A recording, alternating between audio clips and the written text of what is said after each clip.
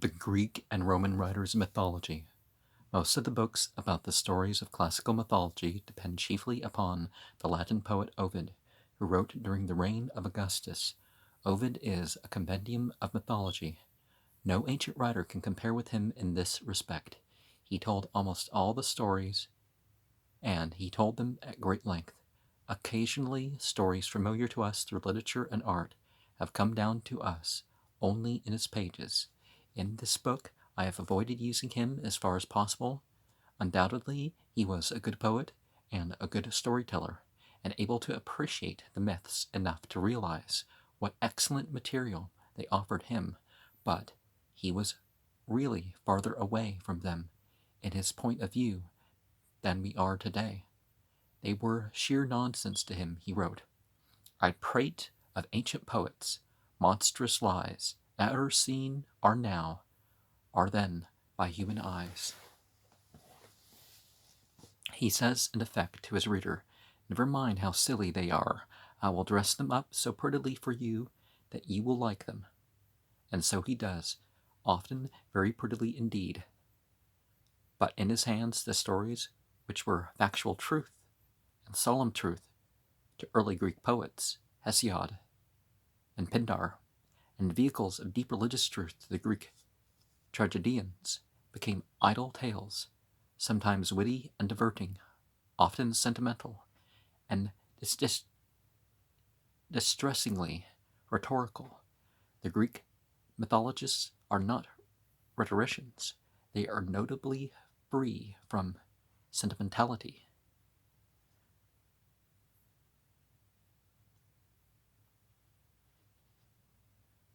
I'm not sure there's no sentiment, but it goes beyond sentiment. The list of the chief writers through whom the myths have come down to us is not long. Homer heads it, of course. The Iliad and the Greek Odyssey are, rather, contain the oldest Greek writings we have. There is no way to date accurately any part of them. Scholars differ widely and will no doubt continue to do so. As objectionable a date as any is 1000 BCE, at any rate, for the Iliad, the older of the two poems. In all that follows here and in the rest of the book, the date is given to be understood as before Christ, unless it is otherwise stated. The second writer on the list is sometimes placed in the 9th century, sometimes in the 8th. Hesiod was a poor farmer whose life was hard and bitter. There could not be a greater contrast than between his poem, The Works and Days, which tries to show men how to live a good life in the harsh world, and the country splendor of the Iliad and the Odyssey. But Hesiod has much to say about the gods, and a second poem usually ascribed to him, the Theogony, is entirely concerned with mythology. If Hesiod did write it, then a humble peasant living on a lonely farm far from cities was the first man in Greece to wonder how everything had happened: the world, the sky, the gods, mankind, and to think out an explanation. Well, that would be really strange if he was the first person, but the earliest record. Homer never wondered about anything. The Theogony is an account of the creation of the universe and of the generations of the gods, and it is very important for mythology. Next in order comes the Homeric hymns, poems written to honor various gods. They cannot be definitely dated, but the earliest are considered by most scholars to belong to the end of the 8th century or the beginning of the 7th. The last one of importance, there are 33 in all, belongs to the 5th century or possibly the 4th century, BCE. Athens. Pindar, the greatest lyrical poet of Greece, began to write toward the end of the 6th century. He wrote odes in honor of the victors of the games at the national festivals of Greece, and in every one of his poems myths are told or alluded to. Pindar is quite as important for mythology as Hesiod. Aeschylus, the oldest of the 3 tragic poets, was a contemporary of Pindar's. The other 2, Sophocles and Euripides were a little younger. Euripides, the youngest, died at the end of the 5th century, except for Aeschylus, his Persians, written to celebrate the victory of the Greeks over the Persians at Salamis. All the plays have mythological subjects. With Homer, they are the most important source of our knowledge of the myths. The greatest writer of comedy, Aristophanes, who lived in the last part of the 5th century and the beginning of the 4th, refers often to the myths, as do also two great prose writers, Herodotus, the first historian of Europe, who was a contemporary of Euripides. Herodotus and Plutarch were marked developments that were necessary for the production of the Christian Bible. And Plato, the philosopher who lived less than a generation later. The Alexandrine poets lived around 250 BCE. They were so called because, when they wrote, the center of Greek literature had moved from Greece to Alexandria in Egypt.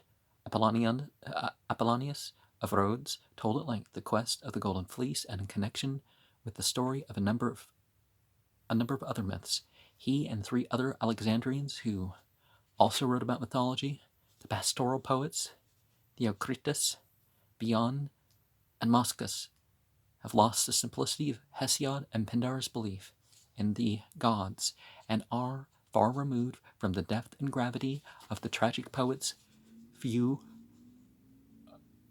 of religion. But they are not frivolous like Ovid. 2 late writers, Apuleius, a Latin, and Lucian, a Greek, both of the 2nd century of the Common Era, make an important contribution. The famous story of Cupid and Psyche is told only by Apuleius, who writes very much like Ovid. Lucian writes like no one except himself. He satirized the gods in his time. They had become a joking matter. Nevertheless, he gives by way a good deal of information about them. Apollodorus, also Greek, is next to Ovid, the most voluminous ancient writer on mythology, but unlike Ovid, he is very matter-of-fact and very dull. His date has been differently set all the way from the 1st century BCE to the 9th century of the Common Era. The English scholar Sir J.G. Fraser thinks he probably wrote in either the 1st or 2nd century of our era. Now, a full volume of J.G. The Golden Bough is pricey, but I'm going to try to perhaps borrow one to do a series at some point. The Greek Pausanias, an ardent traveler, the author of the first guidebook ever written, has a good deal to say about the mythological events reported to have happened in the places he visited. He lived as late as the 2nd century of the Common Era, but he does not question any of the stories. He writes about them with complete seriousness. Of the Roman writers, Virgil stands far ahead. Well, you can question and be serious at the same time. It's like, you're going to see me do that, but I'm going to try to relate stories, right? Of the Roman writers, Virgil stands far ahead. He did not believe in the myths any more than Ovid did, whose contemporary he was, but he found human nature in them, and he brought mythological personages to life, as no one had done since the Greek tragedians. Other Roman poets wrote of the myths. Catullus tells several of the stories, and Horace alludes to them often, but neither is important for mythology. To all Romans, the stories were infinitely remote, mere shadows. The best guides to a knowledge of Greek mythology are the Greek writers who believed in what they wrote. And really, you should refer to people that seriously convey what they're talking about in terms of myths. People who believe in the traditions, or believe them in a way, right?